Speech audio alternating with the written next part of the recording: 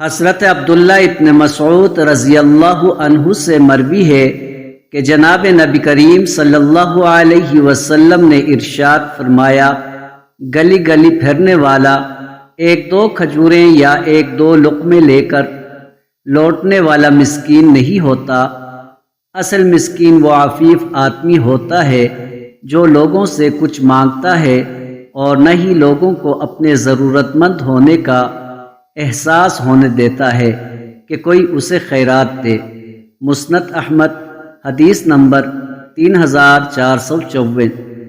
حضرت عبداللہ ابن مسعود رضی اللہ عنہ فرماتے ہیں کہ جناب رسول اللہ صلی اللہ علیہ وآلہ وسلم نے ارشاد فرمایا، سچائی کو اپنے اوپر لازم کر لو، کیونکہ سچ نیکی کی راہ دکھاتا ہے اور نیکی جنت کی راہ دکھاتی ہے، اور انسان مسلسل سچ بولتا رہتا ہے یہاں تک کہ اللہ کے یہاں اسے صدیق لکھ دیا جاتا ہے۔